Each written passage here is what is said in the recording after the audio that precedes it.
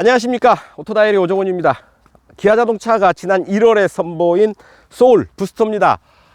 3세대로 이제 진화를 했죠. 길이를 좀 더 키웠고 높이도 확대를 했습니다. 휠베이스도 좀 더 길어졌고요. 그래서 전체적으로 좀 더 큰 사이즈로 다시 만들어졌고요. 아기자기한 디자인을 통해서 좀 더 재미있는 차로 거듭났습니다. 과거에 교황이 한국을 방한했을 때, 프란치스코 교황이 한국을 방한했을 때 탔던 차가 바로 이 소울이라는 것, 많은 분들이 알고 계실 겁니다. 이제 1.6 가솔린 엔진에 터보를 올렸고요. 7단 DCT가 그 엔진을 조율을 하고 있습니다. 과연 어떤 맛을 내는 차로 거듭남는지 직접 시승을 통해서 느껴보도록 하겠습니다.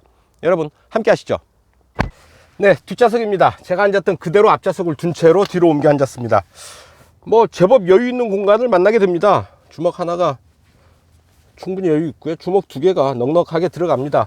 머리 위로도 주먹 하나 이상 공간이 남아 있죠. 주먹 두 개는 힘들고요. 주먹 하나와 손바닥 하나 정도 공간이 여유 있게 남아 있습니다. 특히 이 차 어떤 그 세단의 틀을 벗어난 버디 스타일을 택하고 있죠. 차 높이가 높아서 헤드 클리어런스, 그러니까 머리 윗 공간은 아주 넉넉하다 하겠습니다. 차창 완전히 내려갑니다. 다만 버튼을 누르고 있는 동안만 작동이 되는 거죠. 도어 트림에 2단계로 조절할 수 있는 열선 시트 버튼 들어와 있습니다. 바닥은 센터 터널이라 할 것도 없고요. 그냥 평평하다고 보면 되겠습니다. 아주 살짝 엄지손톱 끝마디 정도 이렇게 돌출되어 있는데요. 무시해도 좋을 정도고요. 거의 평평한 바닥이라고 봐도 되겠습니다. 이렇게 뒷좌석에서도 다리를 모아서 앉을 수 있겠고요. 편한, 좀 더 여유 있는 공간을 편하게 누릴 수가 있겠습니다. 두 개의 컵홀더와 암레스트를 만날 수 있고요. 그리고 트렁크 공간은 이렇게 윗부분을 이렇게 막아 놓았지만 이거를 덮개를 제거를 하면 트렁크 공간과 실내 뒷좌석 공간이 서로 통하게도 만들 수가 있고요. 이렇게 시트를 접으면 6대4로 시트를 접어서 트렁크를 좀 더 넓게 확대해서 사용을 할 수도 있겠습니다. 전체적으로 차체가 커지면서 트렁크 공간도 10리터가 더 늘었다고 하네요. 트렁크 용량은 364리터가 됩니다. 열선 시트는 적용이 되어 있지만 뒷좌석을 위한 이렇다 할 편의 장비는 그 밖에 찾아보기 힘듭니다. 뒷창 뒤쪽으로 또 조그만 쪽창을 더해 놓았죠. 조금이라도 실내 개방감을 더해주는 그런 효과가 있을 테고요. 뒷좌석 승객에게 시야 확보하는 데에도 좀 도움이 되지 않을까 싶습니다. 자, 뒷좌석 여기까지 살펴보고요. 자, 이제 앞좌석으로 건너가시죠. 자, 인테리어입니다. 실내에 들어 앉았는데요. 스티어링을 먼저 보실까요? 자, 하나, 둘, 약 2.3회전 정도 합니다. 2.2에서 2.3회전 정도 하는데요. 아주 타이트한 조향비를 보이는 이런 그 세팅이죠. 차체가 그렇게 큰 차가 아니죠. 게다가 이 차 타이어도 45 시리즈 타이어를 적용을 하고 있습니다. 235-45R 18 사이즈의 한국 타이어를 적용을 하고 있는데요. 살짝 이제 스포티한 그런 주행 성능을 느낄 수 있는 세팅들이 아닐까 싶습니다. 1.6 가솔린 엔진에 터보를 올렸고요. 7단 DCT, 그리고 204마력의 힘, 이런 부분들을 감안할 때 좀 더 달리는 맛, 펀트 드라이브에 포커싱을 했다라고 봐도 좋은 그런 구성이 아닐까 싶습니다. 재미있게 달릴 수 있는 능력을 가진, 스포티한 주행 성능을 가진 차라고 해도 좋겠고요. 그런 부분들을 눈치챌 수 있는 요소들이 락투락 조향비, 타이어, 엔진 세팅, 이런 부분들에서 만날 수가 있는 거죠. 계기판에는 아주 다양한 정보들을 만날 수가 있죠. 변속 견도, 이런 연비 정보, 주행 정보, 트림미터를 통해서 알 수가 있고요. 내비게이션과 연동을 해서 계기판에도 진행 방향을 보여줍니다. 타이어 공기압. 자, 여기에 헤드업 디스플레이가 있고요. 운전자 보조에 스마트 크루즈 응답성. 주행 보조 시스템은 고속도로 안전 구간, 고속도로 곡선 구간에서의 자동 감속, 운전자 주의 경고, 민감도, 경고 시점, 경고 음량, 전방 안전, 전방 충돌 방지 보조. 그러니까 제동까지 개입을 하는 겁니다. 전방 충돌 경고는 제동에 개입하지는 않고 유사시에 경고음을 내보내는 경고의 기능까지만 하는 거죠. 차로 안전 역시 마찬가지입니다. 차로 이탈 방지 능동 보조, 차량 이탈 방지 보조, 그러니까 조향에까지 개입하는, 스스로 알아서 개입하는 시스템입니다. 후측방 안전도 있고요. 뭐 이렇게 아주 다양한 그 주행 지원 시스템이 있어서 운전자가 좀 더 편하고 안전하게 이 차를 다룰 수 있게 됩니다. 만에 하나 어떤 유사시 사고를 만나는 순간이거나 혹은 주행하는 차의 흔들림이 아주 클 때 차 스스로가 판단을 해서 제동하고 조향하고 그리고 긴급 제동까지 개입을 하면서 차의 안전을 최대한 보장해 주는 거죠. 사고 확률을 크게 낮춰주는 능동 안전 시스템이라고 할 만합니다. 상당히 상대적으로 현대 기아차가 이런 그 편의 및 안전 장비 면에서는 가격 대비 효율, 가격 대비 성능, 가성비 면에서 상당히 유리한 입장에 있습니다. 그래서 크루즈 컨트롤은 어댑티브 크루즈 컨트롤 시스템이고요. 움직이는 동안에 작동을 해야 되겠죠.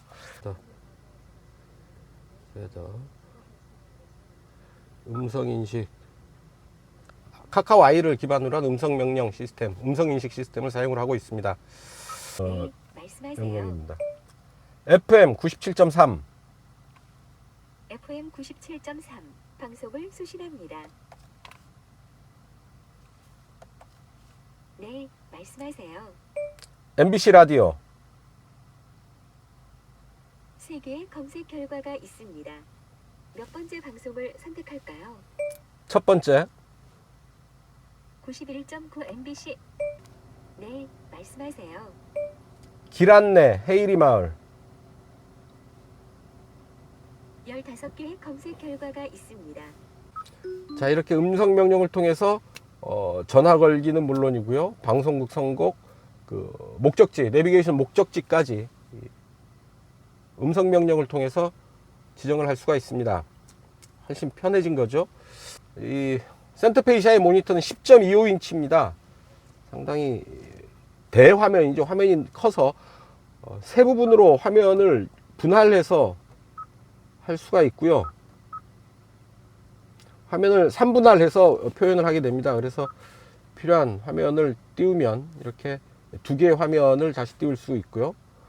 또 하나는 여러 가지 홈 화면에 사용할 수 있는 것들을 드래그 앤 드롭 방식으로 편집을 할 수가 있습니다. 운행 정보를 안으로 날씨 자리에 갖다 놓으면 되죠. 운행 정보가 낮고 날씨가 빠졌죠. 라디오 미디어를 제일 왼쪽으로 놓고 싶다. 이렇게 드래그 앤 드롭 방식으로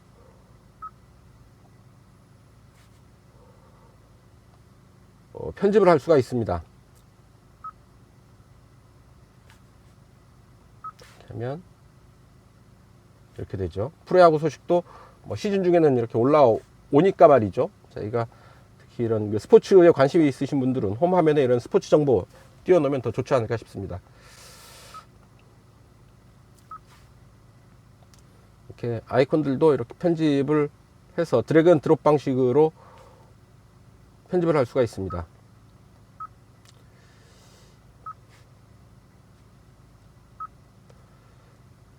자, 그리고 사운드 무드 램프가 있죠.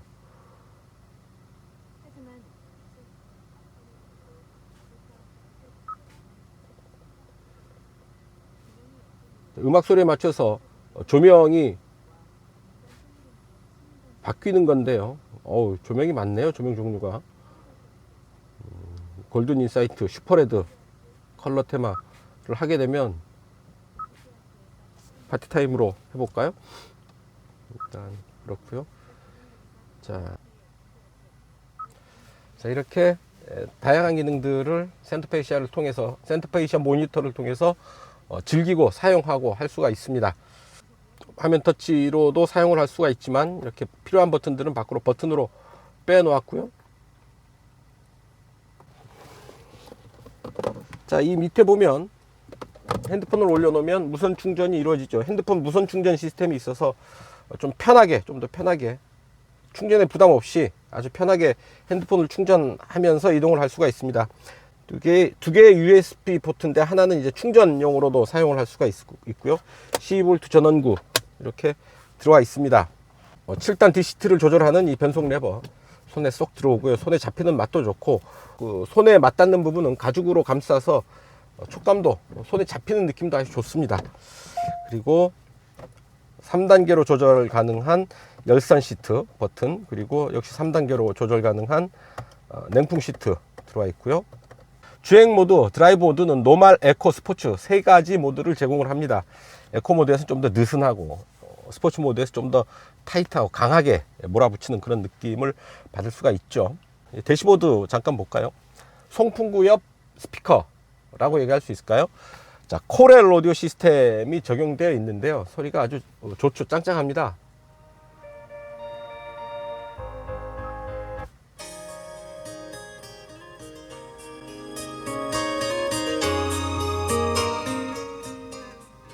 자, 이런 쨍쨍한 소리들 들을 수 있는데요. 코렐 오디오입니다. 자, 스티어링 휠에 패들 시프트가 있고요. 또한 변속 레버를 통해서 수동 변속을 할 수가 있습니다. 스티어링 휠은 D컷으로 만들어져 있고요. 이런 빨간 선을 사용을 한, 빨간 스티치를 넣어서 좀 더 고급스러운 느낌, 좀 더 정성을 들인 그런 느낌을 전해주고 있죠. 컴바이너 타입의 헤드업 디스플레이는 이쪽 스티어링 왼쪽 아래에 있는 버튼을 통해서 수납이 가능하고요. 접어버리면 안으로 접어 들어가죠. 그리고 켜면 이제 올라옵니다. 안전띠를 매고요. 자, 이제 출발하시죠. 지난 1월에 출시를 했죠. 이제 3세대 소울인데요. 벌써 소울도 출시된 지가 꽤 됐죠. 3세대까지 세대를 이어가고 있습니다. 한국 시장에서도 나름의 존재감을 갖고 있지만 사실 이 소울은 미국 시장에서 큰 인기를 얻고 있죠. 처음에 이제 미국 시장에서 햄스터를 등장시키는 광고로 사람들의 관심을 확 잡아끕니다. 성공한 CF라고 할 수 있었던 거죠. 그리고 소울 하면 여러분들은 누가 생각나시나요? 저는 프란치스코 교황을 빼놓을 수 없다고 봅니다. 2014년이죠. 프란치스코 교황이 한국을 방한할 때 바로 소울을 탔었습니다. 공식 의전차로 뭐 에쿠스도 아니고 소나타도 아니고 기아 자동차의 소울을 탔던 거죠. 아주 작은 차, 검소함을 지향하는 교황의 지향점과 소울이 맞아떨어졌던 거 아닌가 싶고요. 전 세계적으로 주목을 상당히 받았던 차이기는 한데요. 교황을 앞세워서 소울을 홍보하는 그런 일은 거의 하지 않는데요. 아마도 교황과 교황청에 대한 예의 차원에서, 예우 차원에서 그러지 않을까 싶습니다. 어쨌든 한국보다 미국 시장에서 더 큰 관심을 얻고 있고, 프란치스코 교황이 차로 사용됐던, 그리고 최근에도 교황이 해외 순방을 할 때, 최근에 아랍에 순방을 했죠. 그때도 소울을 탔다고 이제 외신이 전하고 있습니다. 한국에서 탔던 소울을 교황청으로 가지고 간 거죠. 얘기거리가 참 많은 차죠. 자, 브랜드 입장에서 이렇게 스토리가 탄탄한 차가 롱런하고 오래갈, 장수할 가능성이 큽니다. 쌓이는 스토리 하나하나가 포기하기엔 너무 아까운 스토리들이기 때문이죠. 자, 3세대 소울 부스터 타고 출발합니다. 시승차는 1.6 가솔린 터보 엔진을 올린 모델입니다. 7단 DCT 더블 클러치 변속기를 올려서요 204마력의 최고 출력을 냅니다. 200마력이 넘는 출력은 차체를 아주 가뿐하게 끌고 갑니다. 힘이 부족함을 느끼기 힘들다라는 얘기죠. 언제 어떤 속도에서도 경쾌하게 가속을 이어갈 수가 있습니다. 자, 차체의 강성 얘기를 강조를 하는데요. 하스템픽 요법, 그리고 초고장력 강판, 그리고 구조용 접착제 등을 넉넉히 사용을 해서 차체 강성이 상당히 강하다라는 게 현대차의 자랑입니다. 차체 강성이 강한 부분은 상당히 눈에 보이지는 않지만, 눈으로 직접 확인할 수는 없지만 상당히 중요한 부분이다 라는 겁니다. 그래서 자동차 메이커들이 너나 없이 이렇게 차체의 강성, 그리고 초고장력 강판 사용 비율을 강조하고 있는 것이죠. 자, 어댑티브 크루즈 컨트롤, 차로 이탈 조향 보조 장치가 들어가 있어서요, 차 스스로 차로를 읽으면서 달립니다. 그리고 차간 거리를 조절을 하죠. 그래서 적어도 이런 자동차 전용 도로, 교통량이 그렇게 많지 않은 자동차 전용 도로에서라고 한다면 잠깐 스티어링 휠에서 손을 떼고도 움직일 수 있다라는 얘기인데요. 지금 오른쪽으로 차로가 돌아 나가죠. 커브길입니다. 이렇게 차 스스로 조용히 조향을 직접 해 나가는 겁니다. 다시 왼쪽으로 돌아 나가는 코너길을, 자, 이제 시간이 꽤 지났는데 핸들을 잡으십시오 라는 메시지가 나왔습니다. 상당히 조향의 느낌이 부드럽고 자연스럽습니다. 사람이 조향하는 것과 크게 다르지 않고요, 때로는 사람보다 더 부드럽게, 더 정교하게 조향을 한다라는 느낌을 받습니다. 그래서 평소에 스티어링 휠에서 아예 손을 떼어 놓기보다는 가볍게 살짝 힘을 준 듯 만 듯 이렇게 핸들에 손을 얹고 있으면 차가 알아서 조향한 부분을 느낄 수가 있습니다. 내가 힘줘서 돌리지 않았는데 핸들이 돌아가는 묘한 느낌, 그런 느낌을 느낄 수 있는 거죠. 시속 90km의 속도인데요, 차체는 편안하고 바람소리, 엔진 소리 크지 않습니다. 옆에서 달리는 트럭 소리가 잠깐 들리긴 하는데요.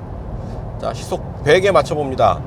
7단 DCT를 적용을 하고 있죠. 더블 클러치 변속기 2개의 클러치를 사용을 해서 변속 시간과 효율을 크게 높인 그런 장점을 갖는 변속기입니다. 시속 100이고요. 7단에서 2000을 마크하네요.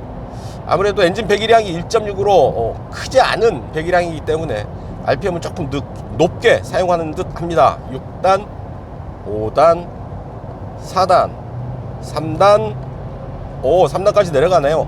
3단 5200, 5500에 조금 못 미치는 순간까지 RPM을 사용을 합니다. 그래서 5500에서 2000 구간에서 좀 더 적극적인 운전 혹은 편안한 운전을 드라이버의 취향에 맞춰서 세팅을 하면서 달릴 수 있다라는 얘기죠. 확실히 속도를 좀 올리니까, 극한적인 속도까지 올라가니까 바람 소리가 조금 세지긴 합니다. 일반 세단의 수준보다는 좀 더 커지고요. 극한적인 속도를 넘어서까지 아주 잘 달려줍니다.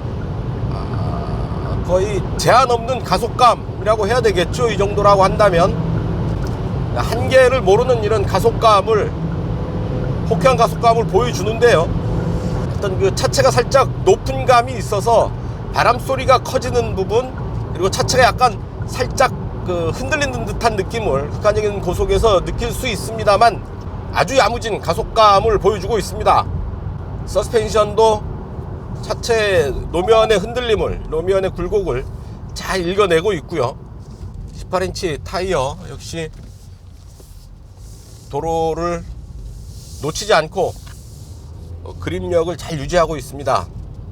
주행의 안정감을 얘기할 때 세단만큼의 그런 그 노면에 밀착해서 달리는 그런 느낌을 느끼기는 사실 힘든 체형이죠.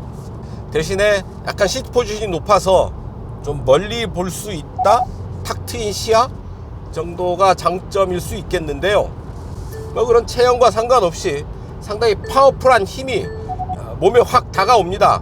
원할 때 원하는 만큼의 힘을 뿜어낼 수 있다라는 얘기인데요. 작정하고 달리면 어우 자식 제법인데 라는 소리가 절로 나오겠습니다. 1.6 엔진으로 상당히 파워풀한 힘을 만들어냈습니다.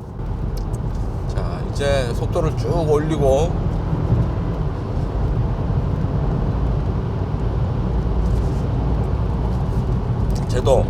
제동 좋습니다. 속도 빠르게 제어가 되고요. 코너에서도 가속이 쉽게 일어나는데 차체가 기울어지는 느낌이 커서 일반 운전자라고 하면 약간 그 차체가 기울어지는 느낌 때문에 코너에서는 좀 더 과감한 코너링을 시도하는데 제한이 있겠습니다. 당연하죠. 차체의 높이가 있는 차이기 때문에 이렇게 스포츠카처럼 세단처럼 아주 강한 코너링을 구사하는 건 이 차에 맞지 않는 그런 운전이겠죠. 기울어지는 차체가 주는 그런 불안함을 극복하고 좀 더 차를 몰아붙여도 잘 견뎌내고 있습니다. 7단 DCT의 변속감도 상당히 좋은 편이고요. 자, 가속을 할 때는 약간 좀 터보 차저가 작동하는 순간에 약간 좀 차가 힘들어하는 느낌이랄까요? 약간 억지스러운 느낌이랄까요? 과부하가 걸리는 그런 느낌을 살짝 받습니다만 자연스럽지 않다라는 얘기죠. 하지만 충분하게 터져나오는 힘이 상당히 인상적입니다. 이게 1.6 엔진 맞아? 라는 생각이 드는 거죠. 1.6 엔진이 맞습니다. 1.6 엔진과 터보 그리고 DCT가 상당히 잘 조화를 이루고 있다. 힘의 균형을 잘 맞춰주고 있다 라는 얘기입니다. 들어가 보죠. 타이트한 코너입니다. 제동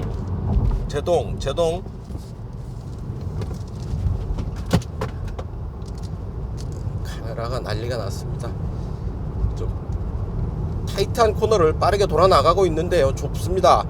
좁은 코너입니다. 제법 힘 있는 코너링을 구사를 할 수가 있는 거죠. 엔진 힘은 충분하고 하체가 잘 받쳐주고 있기 때문에 타이어, 서스펜션 그리고 강성이 높은 차체가 잘 어우러져서 코너에서 상당히 단단한 그런 느낌을 전해주고 있습니다. 하지만 차체 자체가 높기 때문에 거기에서 오는 불안함, 어떤 그 차체에 기우는 그런 반응은 어쩔 수 없다 하겠습니다.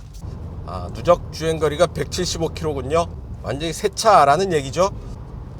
시야는 상당히 양호합니다. 차체가 높을 뿐만 아니라 프론트 윈드실드 아주 영화 스크린처럼 시원하게 앞창이 펼쳐져 있고요. 사이드 미러 충분하고 룸미러를 통한 후방 시야도 충분합니다. 이어시트의 헤드레스트들이 시야를 가리는 부분이 그렇게 넓지 않습니다. 밑으로 살짝 걸리는 정도에서요.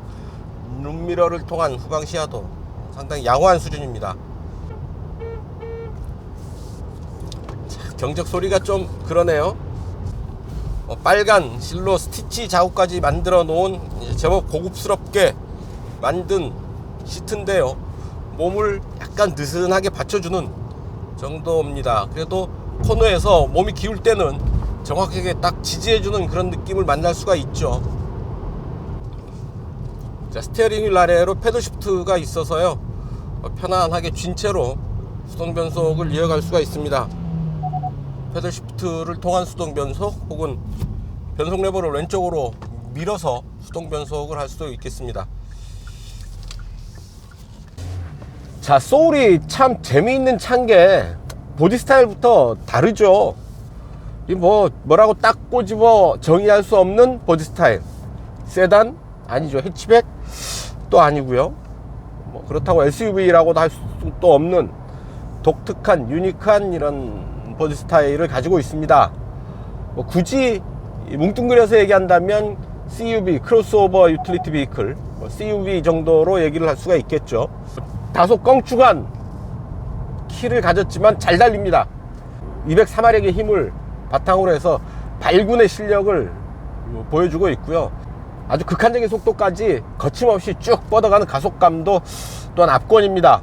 여러가지 다양한 주행 지원 시스템에 힘입어서 운전을 좀 더 수월하고 편하게 할 수 있고요. 또한 때로는 강한 힘을 즐기는 다이나믹 드라이브, 펀트 드라이브의 영역에서도 또한 나름 재미있는 그런 구석을 가지고 있습니다. 45 시리즈 타이어, 좀 더 단단한 스포츠 주행 모드, 빠른 변속감을 보여주는 7단 DCT 등에 어우러져서 기존 소울에서는 맛보기 힘들었던 아주 호쾌한 달리기 성능까지 더해져서 자기만의 컬러가 분명한 차고요. 이제 곧 소울 EV, 그러니까 전기자동차도 곧 출시할 예정이라고 하니까요. 전기자동차로서의 소울도 한번 기대를 해보면 어떨까 싶습니다. 어쨌든 기존 소울의 특징은 아주 개성이 강한 디자인에 더해서 1.6 터보 엔진이 더해주는 아주 스포티한 고성능의 맛을 더해서 3세대 소울, 그러니까 소울 부스터가 좀 더 다양한 재미를 가진 차, 성능에서도 이제 발군의 실력을 가진 펀트 드라이브까지 갖춘 그런 소울로 거듭났음을 직접 확인할 수 있었습니다. 개인적으로는 그런 디자인, 성능 뭐 이런 부분보다도 프란치스코 교황이 탔던 차, 타고 다니는 차라는 의미에서 이 차에 좀 더 진한 애정을 느끼게 됩니다. 프란치스코 교황이 타는 차를 나도 타고 싶어 라고 생각하는 사람들이 또 있지 않을까요?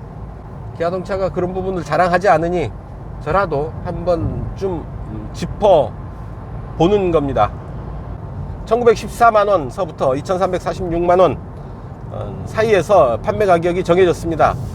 상당히 합리적인 가격, 동급의 수입차들과 비교를 한다면 상당히 합리적인 가격이라고 볼 수 있겠죠. BMW 미니 혹은 닛산의 큐브 정도와 비교할 수 있을 텐데요.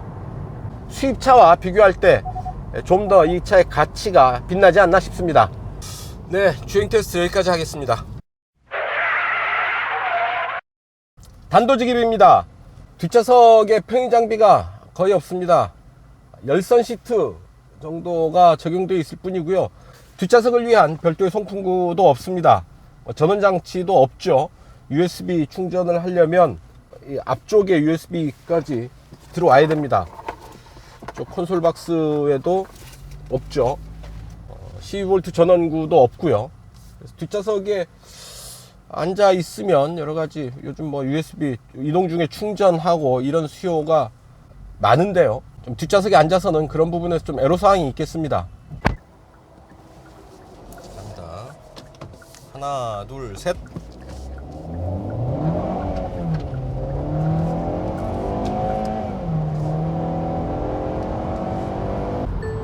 출발할 때 힘의 컨트롤이 아주 정교하지는 못하다는 것이죠. 약간 트랙션, 그러니까 휠 스핀이 있었고요. 그리고 노면의 상태에 따라서 휠 스핀이 좀 더 강해지는 그런 부분도 있습니다.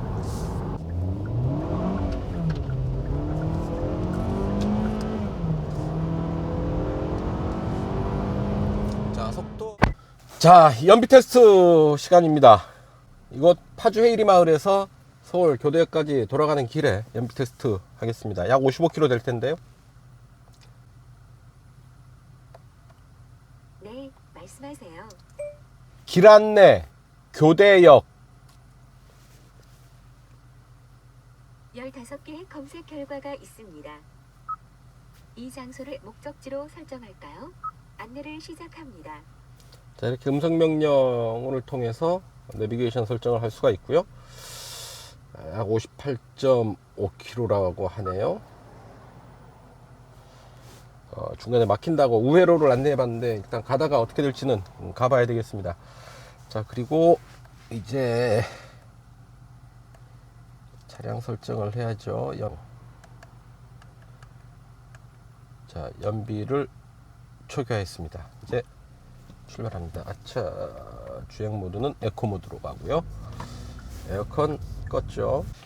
자, 이 차 공인복합 연비는 12.2km/L입니다. 18인치 타이어 기준, 18인치 타이어를 장착한 경우에 그렇고요. 미터당 12.2km를 가는 거고요. 체증이 시작되는 시간이 아닐까 싶은데 차분하게 운전해 가보도록 하겠습니다.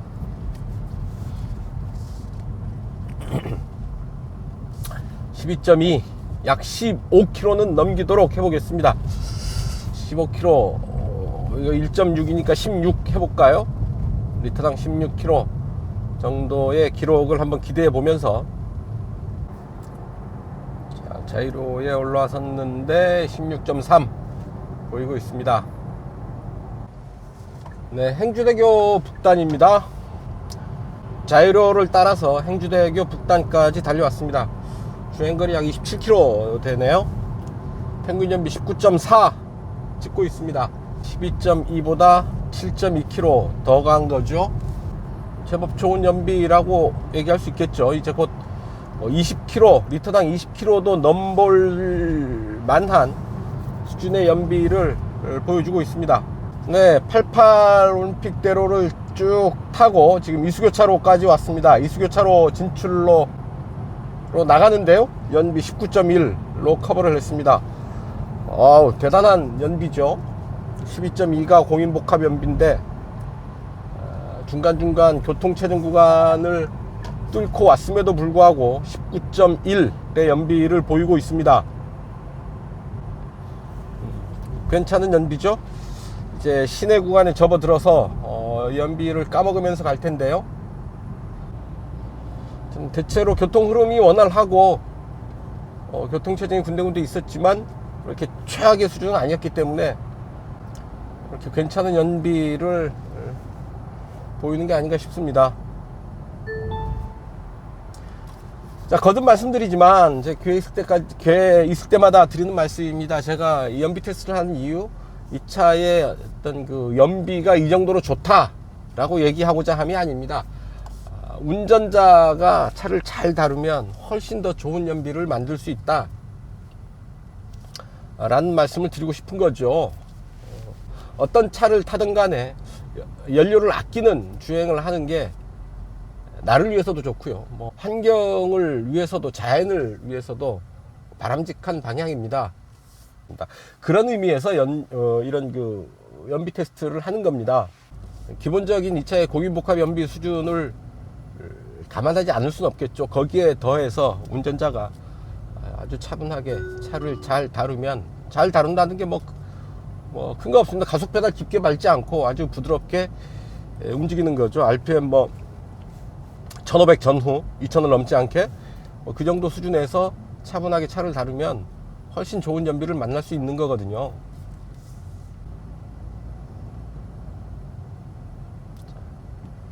그래서 시내에 들어오니까 아무래도 연비가 쭉쭉 떨어지죠. 18.8까지 지금 뒷걸음질 치고 있습니다.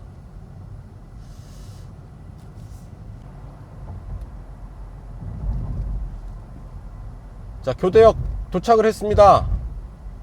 신호가 아이고 떨어져서 그냥 통과를 해야 할 듯 싶습니다. 연비 17.9 기록했습니다. 파주를 출발해서 교대역까지 약 55km 달려오는 동안 연비 17.9 기록했다는 점 말씀드리면서 연비 테스트 여기서 정리하겠습니다. 네, 지금까지 기아자동차 소울 부스터 시승을 했습니다. 디자인은 여전하죠. 개성이 강한 디자인을 바탕으로 차체를 좀 더 키웠습니다. 좀 더 커진 차체는 실내 공간을 좀 더 여유롭게 가지고 가고 있고요. 성능도 강해졌죠. 1.6 가솔린 터보 엔진을 올려서 204마력의 힘을 내죠. 달리는 즐거움 또한 만끽할 수 있는 소울로 거듭 태어났습니다. 특히나 수입차들과 견줄 때 다양한 편의 및 안전 장비들의 값어치가 더욱 빛나고요. 수입차들과 견줘 봤을 때 가격이나 성능 면에서 또한 편의 장비 면에서 뒤떨어지는 부분은 없지 않나 싶습니다. 네, 오늘 시승은 여기까지입니다. 지금까지 저는 오토다일의 오종훈이었습니다. 감사합니다.